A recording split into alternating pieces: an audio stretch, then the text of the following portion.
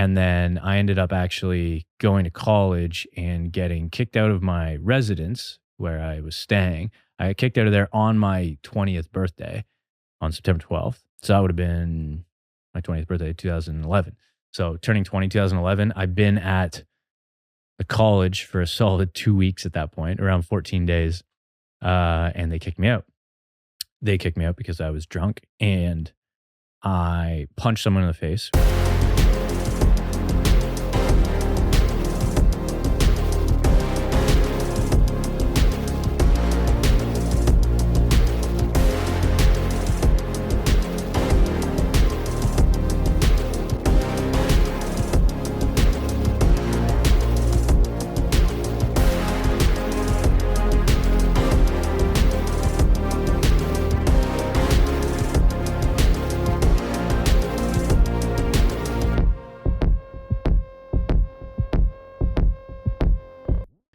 All right, so I've had, to say the least, a bit of a sordid past, as my father would say.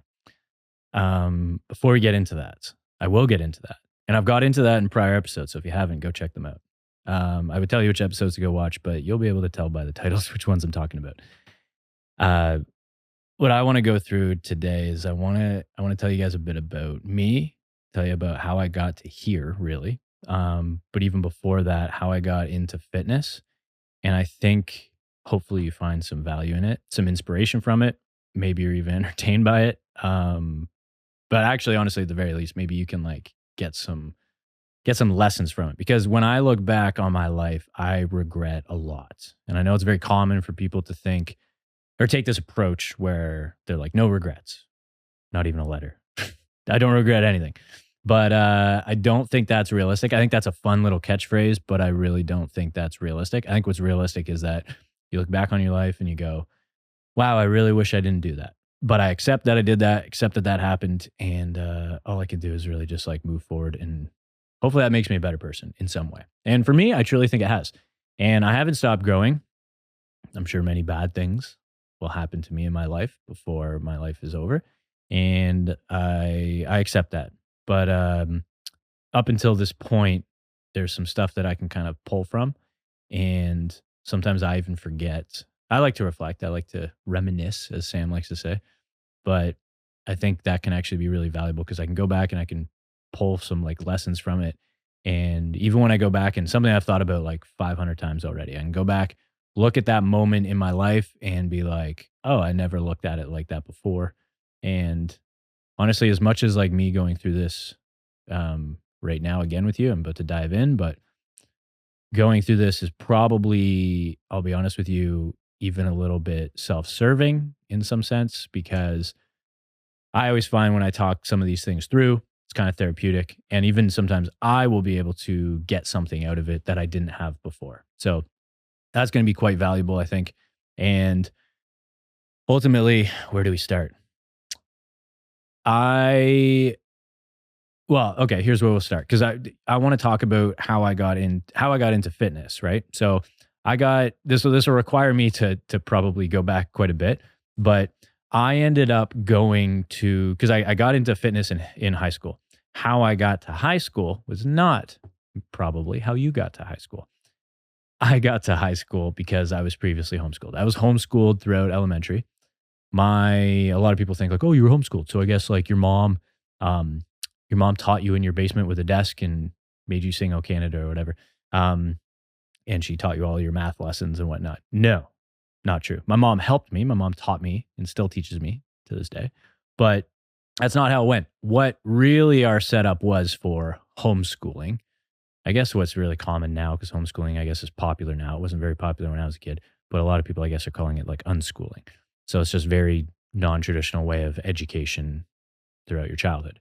And that's kind of the approach my parents took. And thank God for them because they had a very like alternative way of looking at life, looking at education, and looking at formative years for a child. And at the time, I didn't entirely understand it. But now looking back, I'm like, man, that's pretty badass. So I was homeschooled. What that actually looked like was I remember my mom teaching me my vowels. I still remember like roughly what the charts look like where she was teaching me A, E, I, O, U.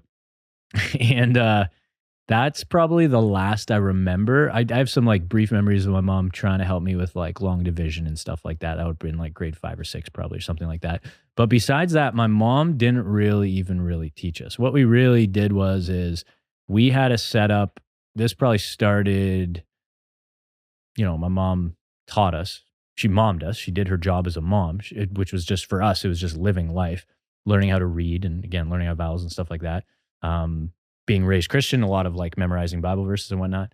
But besides that, doing that up until grade 4-ish, I think it was, where I ended up going into like basically a small community of other homeschooled kids. And this was a school in another woman's house where she had an education background and she taught everyone from from JK to grade 8. So however old that is till 12, 13. So there was, I don't know how many kids looking back, but it probably would have been around a couple dozen or so. And we had all the same setups that everyone did in elementary school. So it would have been like, you still had your math class, you had your science class, um, you had to learn how to give a speech, you had to do plays. So we had drama, we had different science projects, we had to sing, we had recess, we had lunch, we had snack, we had all that stuff. I guess we had detention, although I never went to detention. I was the perfect kid, but until later. But that's kind of how it looked. And we didn't go there every day. We went there depending on the year. I remember I think some of the semesters we went once a week, like every Friday or something. And then other times I remember Wednesday and Fridays for some reason, so twice a week. But it was no more than that. So the other days, it was great because it taught us a lot of self-initiative. So we were kind of forced to just be like, you have to get your work done because then you're going to go back to your actual school and your teacher there is going to be marking that homework and making sure that you did it. So, my mom being out of school for a while, trying to help us with that was, I think, challenging for her. So a lot of the times, like, we were just kind of not left to our own. My mom was always there to help us, but we were, I think, very encouraged to just like figure it out on our own, which was great. And or at least great looking back. At the time, I was like, this is stupid. But that's kind of what it looked like. So I was homeschooled, and that's kind of what it looked like until grade 8. And then grade 9, I would have had the opportunity to go into high school. I don't remember what that conversation was like with my parents, but I chose to just stay homeschooled, I guess. And I had a private tutor that then helped me with all of my grade 9 work that I did. I took all the normal stuff people would have taken as far as like science, math, English. And then I also, what is cool about stuff like this is like taking this kind of approach with education is I was able to kind of decide other things I wanted to take. Because if you go to high school, you're kind of forced to take certain things. Like in Canada, you have to take French, especially in grade 9. So instead of that, I had no interest in French and my parents didn't care either way. Even though my dad grew up in Montreal, I decided to learn Latin. And it's kind of cool, super random, but it's kind of cool because I remember actually the value of it came up when I was doing a lot more reading at that time. And I could come across new words and I could kind of figure out, a word I'd never seen before, I could kind of figure out the Latin root pretty quick and be like, oh, it probably means this. So it's kind of interesting. Either way, I didn't keep up with it, so I don't remember any Latin. But that's kind of what it looked like in grade 9. Grade 10, I went to high school. Grade 10, I went to high school. Huge social, social shock, culture shock, and social shock. That's probably a whole other episode. But that was a whole new experience. Went to grade 11, and that is when I had my first. So I guess even beforehand, I was very into football. I was already playing football with my cousin, and our family in general was like big into football. So I love football. That was like my main thing, and I played football with as much time as I could, like use as much of my time to play football as I possibly could outside of my schoolwork. And when I went to high school, I would have played football for a high school team, but we didn't have a football team. I remember that bumming me out big time. But what I got into in grade 11 was, as much as I love gym class, we had a specific gym class, which usually people in your high school will usually have some version of this, but some type of weight room class where you got taught, how to bench press, how to do a bicep curl, how to do chin-ups and whatever, how to exercise and how to use weights correctly. And once I learned that, I was like, this is awesome because this essentially will allow me to look like all of my favorite football players that look freaking jacked and juicy. And so I got super excited about that. And that is the first thing that got me excited about weight training and fitness. And then the other thing that happened, I think around the same time, but it could have happened actually a little bit earlier, which I guess that would have been the first thing. But around the same time, my older cousin who was in the military, and we all looked up to him. He was. This is funny looking back because this would have been if I even I don't know what year this would have been, but if it's like because this is important because it's like if I right now we're in 2024. I'm 33 this year. So if I was, if it was, 20 years ago, 2004 ish or whatever it was, 2005, 2004, 2005, 2006, somewhere in there, my cousin Steve gave me this like stack of papers. I still remember the big black paper clip on it. I might still have it. I'm going to try and find it. And it said the CrossFit Journal on it. And most people in the world of fitness know what that is now. CrossFit Games, CrossFit Incorporated. That's massive now. CrossFit is huge. But at that time, no one knew what it was. My cousin was in the military. CrossFit started, from my understanding, is like a military thing. And he was like, hey, check this out. This is called the CrossFit Journal. I'm featured in it. I'm doing a bunch of sandbag cleans in it. It's all functional type training stuff. And I was like, oh, this is really cool. I'm getting into weight training. This fits exactly with the stuff I'm interested in right now. And I followed a bunch of the workouts in there. A lot of the classic CrossFit WODs, as they say, the WODs, WOD, workout of the day. And they had some of the classic WODs in there, like Fran, Barbara, Murph, stuff like that. And so I started doing those like crazy. And that would have been around that grade 9 to grade 11 mark, somewhere in there. And then definitely that class in grade 11 kind of sparked my interest in fitness. From there, it was probably like at the end of high school, graduated 2 or 3 years later. And I was like, okay, I think I want to be a personal trainer because I really like training. I love the gym. I've been super consistent with the gym at that time. And I was like, I like working out. So I guess I could like make a living out of this. I don't even remember thinking that overtly, to be honest, but I remember thinking like, okay, I guess personal training is a way to make working out pay you, in a sense. So that is when I got into fitness originally. And then after I graduated, I was like, okay, I think I worked for a year. And then, cause I was late going to college.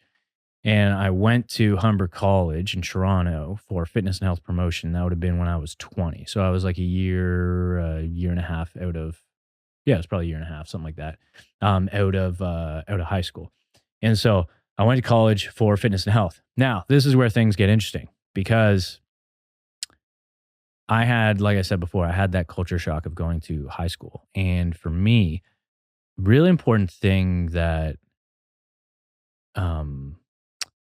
a really important thing for me at that time was I remember, and some people can relate to this, some people not. I was always very, very jealous, if that's the right word, of people that were extremely confident in high school. I don't know what persona I gave off in that regard, but I know that I wasn't. And it's normal, I think, when you're going through that you don't know who you are entirely, kind of figuring out who you are. And I definitely, I think I was taken advantage of in the sense of just like culturally, not by anyone in particular, but I allowed myself to get taken advantage of in the sense of I wanted people to like me. I wanted people to think I was cool. And part of that means I kind of started on a different path of like, I will do anything so that people like me and so that people accept me. And because I did that, it kind of led me down this path of partying a lot. And then that developed into college. That got considerably more aggressive. And then I ended up actually going to college and getting kicked out of my residence where I was staying. I got kicked out of there on my 20th birthday on September 12th. So that would have been my 20th birthday, 2011. So turning 20, 2011, I've been at the college for a solid 2 weeks at that point, around 14 days. And they kicked me out. They kicked me out because I was drunk and I punched someone in the face, which I'm not a fighter. I don't do stuff like that. And I historically had not done stuff like that either. I think to this day, I've probably punched 4 people in the face in my entire life. And one of them was definitely by accident, punching my brother when we were fake fighting. So I don't fight people, but I punched someone in the face when I was really drunk, making fun of a girl I was with at the time. So something that I felt like was necessary. So I punched this guy in the face. He immediately went down to security and reported me, and I got kicked out on my birthday, 20th birthday, 2 weeks into college. That kind of created this. I'd always struggled with mental health up until that point as well. And I think it slowly deteriorated and then got even worse as I continued to party, which isn't really a shocker to anybody. And then after that, kind of feeling like, okay, I have like this big identity shift now where it's like, I've never been a fighter. I've never partied this hard. So I guess I'm like the party guy now. And now I'm like being threatened with getting kicked out of school, not just residence. So I guess I'm this like, this perception of myself started to change where I'm like, I guess I'm a misfit. I don't know if I can, Alex, can I swear? I guess I'm kind of a fuck up because I, up until that point, did not see myself as that way. And then that is when my self identity started changing. And when that changed, that is when I started to make decisions based off of that, how I kind of perceived myself. And then that is when, 2011, I'm getting kicked out. I'm not going to class. The classes I went to, I was usually hammered for. And then I ended up dropping out of school, dropping out of college a year and a half in. So that would have been 3 out of my 4 semesters. So only a 2-year program, so 4 semesters. Dropped out a year and a half in. So I had like 1 or 2 semesters left to go. And I left and I was in shambles at that point. And that is when fitness had already gone on the back burner for sure for the last year or so at least. And then it stayed on the back burner for the next little while. And I remember, so at that point I was partying a lot. I was boozing like crazy. I remember going across the road to Fortino's and buying wine with all my OSAP money.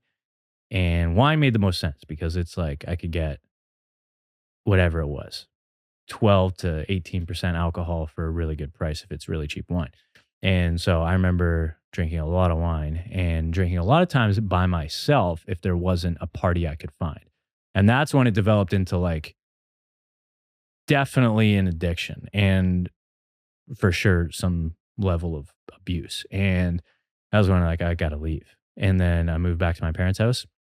And then I basically fell into a bedridden depression. And I remember I've been depressed several bouts of my life, different periods of time, but that was the worst one because I remember it's interesting with depression because it's like, it's hard to explain to people who haven't experienced it, but there's a level of depression where you're like spiritually so destroyed that your body now feels it. You're psychologically and emotionally, whatever's going on in your life has now affected you so deeply that it affects your physiology, your body. And I remember not being able to get out of bed. And I've always struggled with sleeping well, but when I was bedridden depressed, I could sleep 16 hours a day on and off, but I was in bed 16 hours a day. And that was a telltale sign where I was like, whoa, something's broken here. Something's not working right. And after that point, that is when I started getting into drugs. And as I was able to I guess I got out of the bedridden part, but my depression and mental health was not fixed. I still, I think, had a lot of shame and guilt and embarrassment around the person I'd become up to that point. And then I eventually got a job, which was great. And then with that job, I was still partying. I started doing a lot more party drugs. And then with that, that developed for another, because that would have been 2013. That developed for another 1 to 2 years pretty aggressively. And that was the worst it got. And a lot of breakdowns at that point. And then that is when I got a job selling supplements. And when I got that job selling supplements, I still partied. But when I got that job selling fitness supplements, that was kind of my entry back into fitness. And that's when I was like, oh, I like drugs. I have an interest in pharmacology from a party perspective, I guess. But I also like fitness. So I like how supplements play into fitness and how they affect your body and whatnot. So that's when I was researching all these supplements. I was selling supplements. And then I was like, man, okay, maybe this dream of being a personal trainer is still a thing. And then that was when I I worked as selling supplements, and then I was like, I think I'm going to explore getting certified as a personal trainer. So I did my CanFit certification. And for anyone in Canada knows what that is, that's like one of the kind of like top certifications, top certificate, one of the most popular certifications that you can get to be a certified personal trainer. And for most gyms, most commercial big box gyms that you would work at in Canada here, that's usually the certification that they would require. So I went, did that certification, and that was kind of my, I was still in a really bad spot, but that was my trajectory, I think, out of that, even though I was still years away from like um, solving my problems per se. And I'm sure I haven't solved them yet, but they're better. And I'm certainly not where I was. I've changed a lot, but that was kind of like the beginning of the end of that stage, I guess. And things certainly got worse for a while, but at least I was on my way out. And then this would take me another couple years into like 2016, 2017. And then that was when I was like, I was training at Good Life Fitness at the time, one of the most popular like commercial gyms in Canada. And I was like, I think I'm gonna become a trainer here. And I really do want to own my own business one day. But I need some hands-on experience with training people. And so I was like, this would be a great spot to do it because it's a gym with all the infrastructure and they have everything set up so I can kind of learn the ropes here. And I had made some friends there that were already on the training staff there and they're like, yeah, come work for us, whatever. Even though I was well aware that like, okay, I want to, become my own boss one day. But that was kind of my plan. Before that happened, I went tree planting, which is Northern Ontario or out west in Canada. This is a popular thing for people when they don't know what they want to do in life or they don't have much direction. And I made some pretty sweet memories doing that because you're like way in the middle of nowhere, planting trees, and you get paid per tree. So it paid you to hustle. You got paid per your hustle, which is pretty cool. And you're sleeping in a tent for at least the contract we had was 8 weeks. So you're sleeping in a tent in freezing cold in the spring, and then it gets super hot. And you do that for 8 weeks straight. And like every 7 to 10 days, you could go into the nearest town and shower and stay at a hotel for a night. And that was pretty cool. And I remember coming back from that. I did that for 2 seasons, and remember coming back from that, I definitely had that like, okay. Actually, when I went back for the second season, I'd already been different. I remember that second season I came back, and that was when I'm like, I'm a fitness person again. Like this is what I do now. I was still partying. I remember bringing drugs up tree planting. I remember doing drugs. I was smoking weed every day. And